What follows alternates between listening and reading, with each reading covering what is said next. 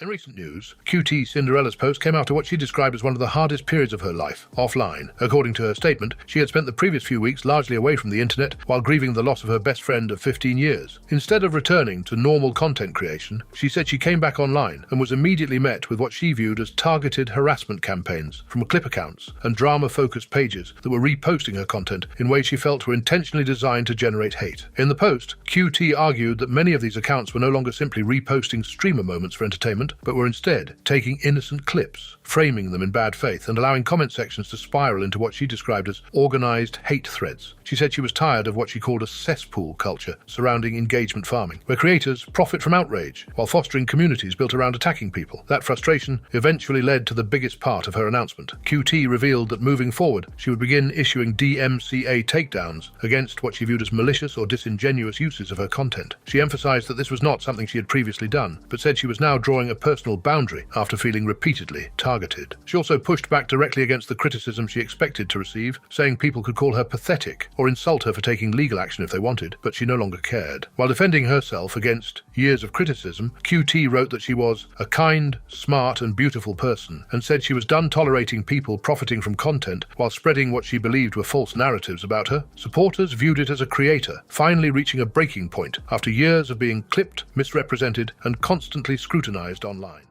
They argued that streamers have every right to protect their content if they believe people are intentionally weaponizing it for harassment. That support grew even more when fellow streamer NMP publicly backed her position. NMP responded with a short message telling QT to make 'em pay, signaling support for her decision to pursue DMCA action against accounts she believes are profiting from targeted hate campaigns. But almost immediately, backlash followed. Critics argued that content creators who make controversial public statements cannot selectively benefit from exposure while attempting to remove criticism when public sentiment turns against them. Others accuse QT of trying to frame all criticism as harassment, claiming there is a difference between genuine hate campaigns and people reacting negatively to public statements made by streamers themselves. Some of the harshest responses challenged her self-description as a kind person, with critics arguing that her own public behavior and political commentary have contributed to many of the negative reactions she receives. The discussion then expanded far beyond clip channels. Some users brought Hassan into the conversation, questioning why similar calls for accountability are not made toward creators they view as politically aligned with QT's social circle. Others accused streamer communities of applying standards inconsistently, depending on who is involved. Meanwhile, another group focused entirely on the DMCA angle itself. Those critics argued that using copyright enforcement against commentary accounts risks creating a slippery slope, where creators attempt to suppress criticism through legal pressure, rather than simply ignoring bad faith engagement. Supporters pushed back on that argument by saying copyright ownership exists specifically to give creators control over how their content is distributed, especially if they believe it is being edited or framed in misleading ways.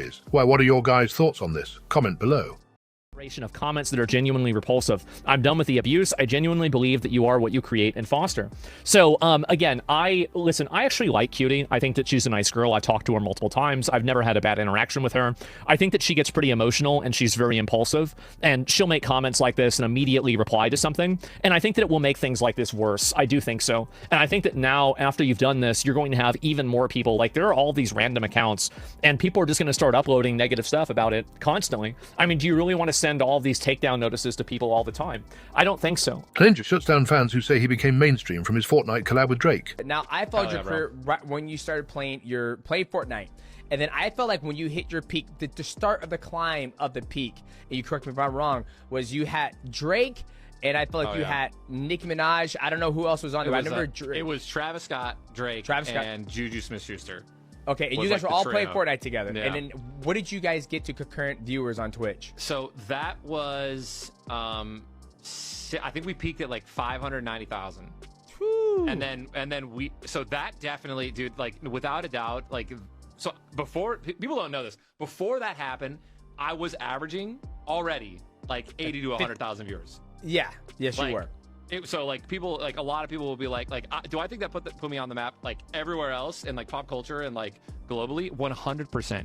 Like it's not even a question. But in terms of like streaming, like I was already pulling the numbers. I was already popping off, man. I was already pulling 4 million, 5 million, 6 million, 7 million views a YouTube video, just literally uploading gameplay from my stream, just cutting it, uploading it, you know, dropping 20 eliminations, whatever.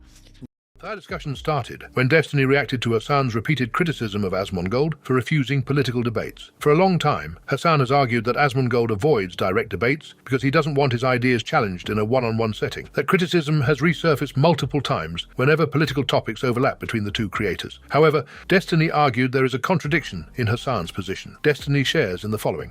And there are some people... He doesn't want to debate anybody. He doesn't want anyone to...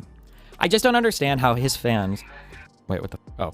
I just don't understand how Hassan's fans can't see like how unbelievably cringe it is for him to say that Asmongold should debate him, but then for Hassan to use all the exact same excuses that Asmongold uses to not debate him, but then to not debate me. Does that make sense? Yes. Like a bit. Like Asmongold is using shit excuses because he knows that his views won't survive scrutiny.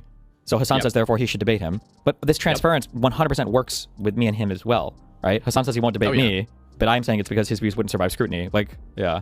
Many commenters pointed out that Destiny and Hassan built large portions of their careers around political discussions, ideological arguments, and leave debates. Others expanded on this argument by saying Asmongold openly admits he is not a professional debater and has never claimed to be one. They argued he is essentially a commentator who gives his opinion, whereas Destiny and Hassan are both experienced political personalities who have spent years arguing policy and ideology. However, another side of the community strongly agreed with Destiny. These viewers argued that Hassan cannot spend years portraying debate avoidance as evidence someone lacks confidence in their beliefs, while simultaneously refusing opportunities to debate people who disagree with him. Some claimed Hassan only engages with opponents he feels comfortable debating and avoids stronger adversaries. Others pointed to Hassan's recent clash with Ethan Klein as an example. They believe damaged Hassan's image and made him more hesitant to engage in long-form confrontations. Those critics viewed Destiny's argument as exposing a double standard rather than creating a new controversy. Mr. Arthur was shocked when he caught a live fire while browsing Just Chatting. Summit waves to his killer.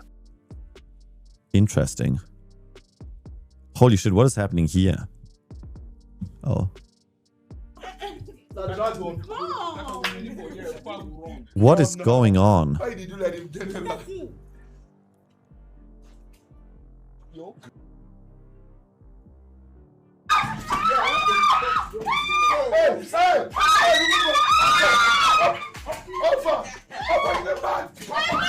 Is this happening right now? What is that timing? What the What the? Are you kidding me? The camera disconnected.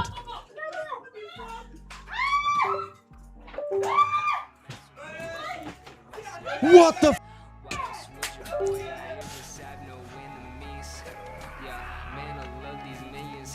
Rest in peace.